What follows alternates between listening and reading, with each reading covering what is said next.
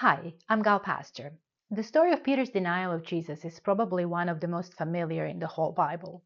And although the minor details vary, all the Gospels show remarkable agreement in the overall flow of the story. Perhaps even more remarkable is the fact that it doesn't reflect well on Peter, who, by the time the Gospels were written, is already a prominent leader of the church. Wouldn't the community that worshiped the crucified Messiah be embarrassed by the story that shows such a lack of courage and integrity in one of the founding members? But the story survived because it had a mission of relating crucial spiritual content to everyone who engaged with it and to many who identified. And as I always say on my channel, the message and the literary beauty go together and are often in the details. So, you know those memes? Find someone who looks at you the way that man looks at that woman, or that person at that person, or alike. You know what memes I mean? Our interest today will culminate in one particular dramatic moment. Only one of the four Gospels has Jesus engaging with Peter at the rooster's crow, and it is the look in Luke. The content of that look, the message of that look.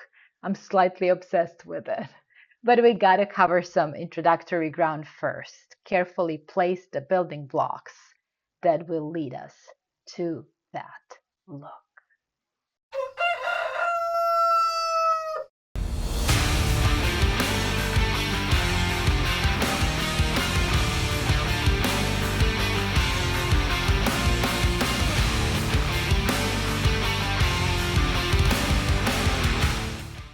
My textual and historical analysis here relies heavily on my trusted, comprehensive two-tome Raymond Brown's Death of the Messiah. I read thick books, so you don't have to.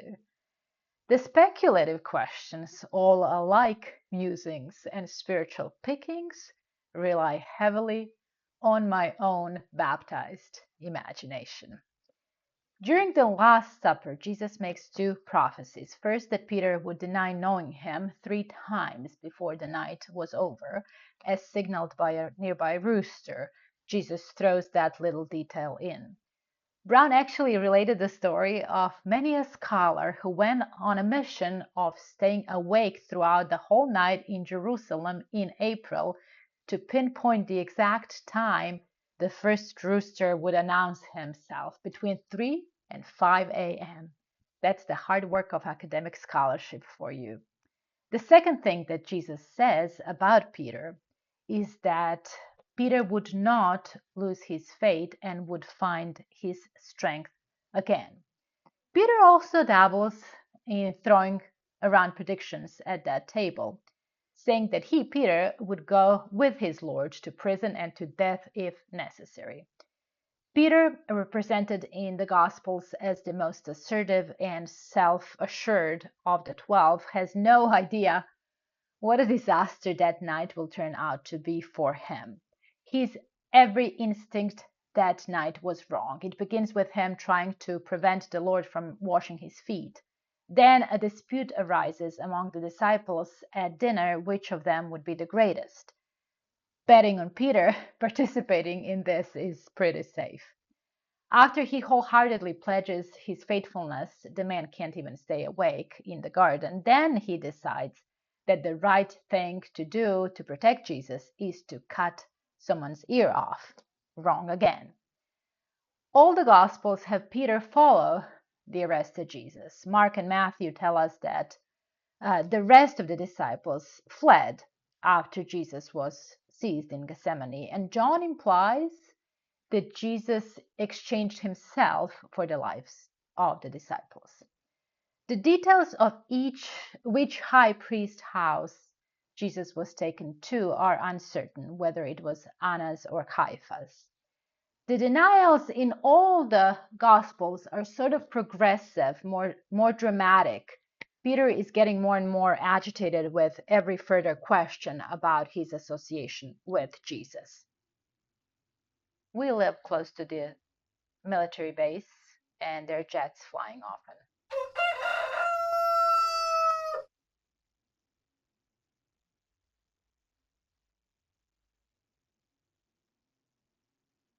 Look at the first denials here. Mark, I don't know nor understand what you're saying. Matthew, I don't know what you are saying. Luke, I don't know him. Woman, John, I am not a disciple of this man. Brown points out that John's negation is the gravest since Peter denies his discipleship from the start. Peter's I am not, ok eime, is a dramatic contrast to the I am, ego eimi, spoken by Jesus in John during the rest in the garden.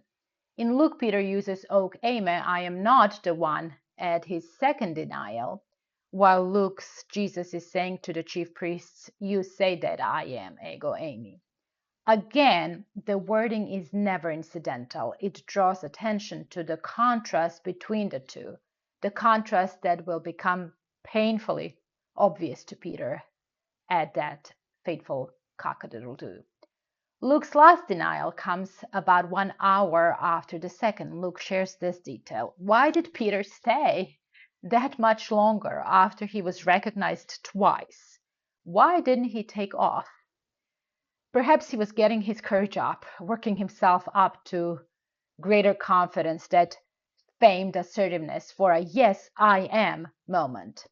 If we imagine a different scenario and Peter eventually admitting to his connection with Jesus, what would have happened? What Peter did or said would not have made a difference for Jesus that night. He really could not have saved Jesus. Would have they arrested Peter? Would he have been hanging next to Jesus? There was no indication that night that the disciples were also pursued. But remember, in John, it was Peter who inflicted injury with the sword on a servant. Perhaps he would have been in for some disciplinary flogging, at least. Mark has the most careful progression in the phrasing of Peter's responses, moving from feigned lack of understanding to denial on to cursing rejection of Jesus. Now, scholars disagree on the object of cursing.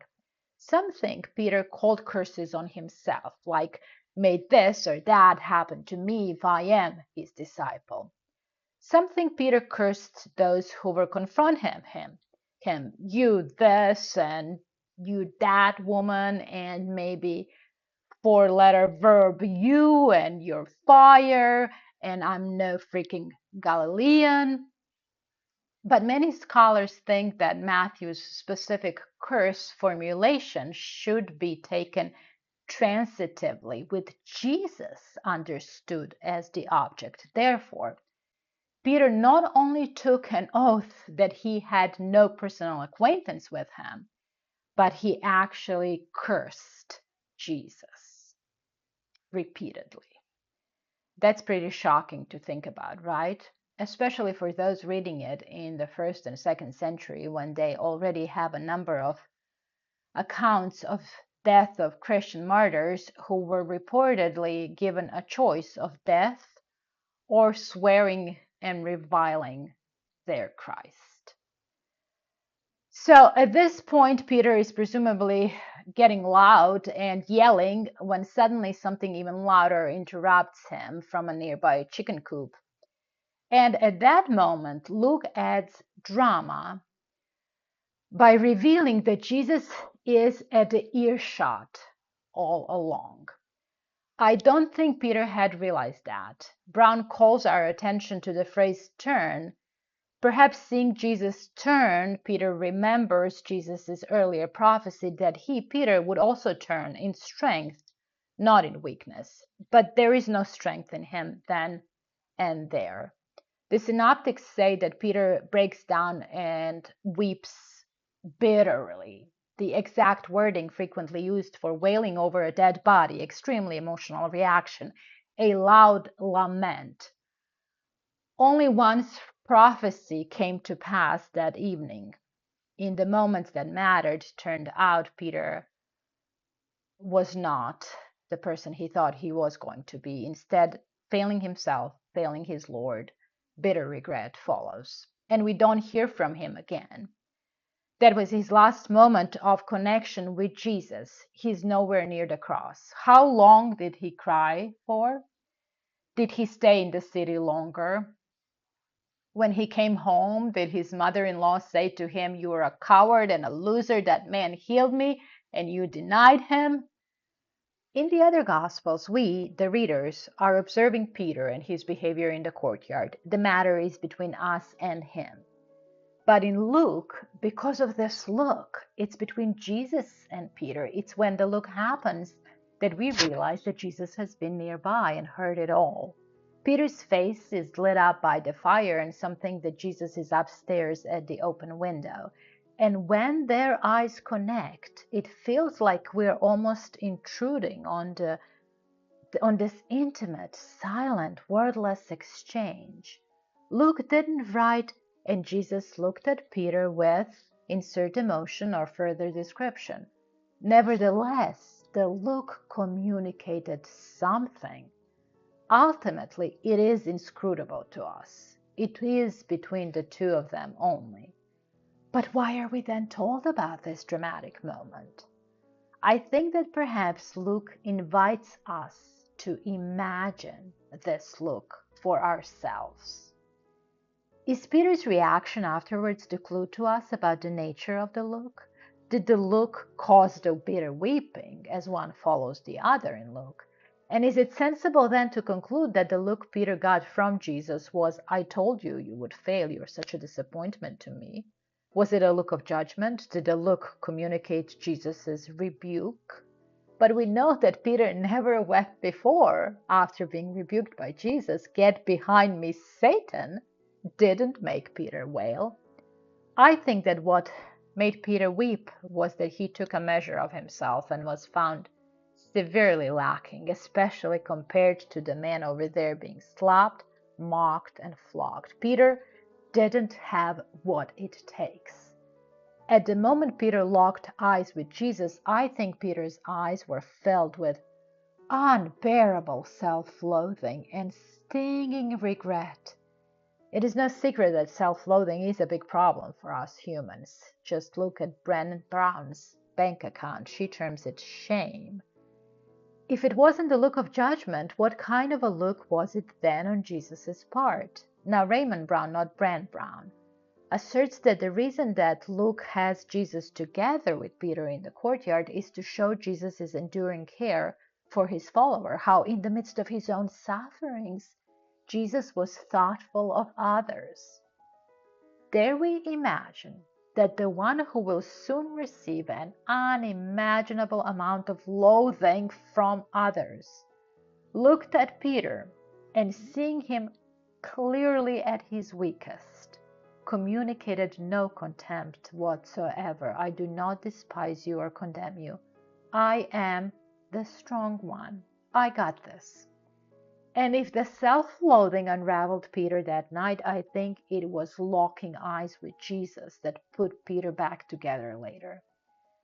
Dare we imagine that for Peter, the most enduring memory from that night, the moment he relived in perpetuity every early morning between 3 and 5, when awakened by his rooster, was the look of Jesus, and not his own cursing, and not the false oath.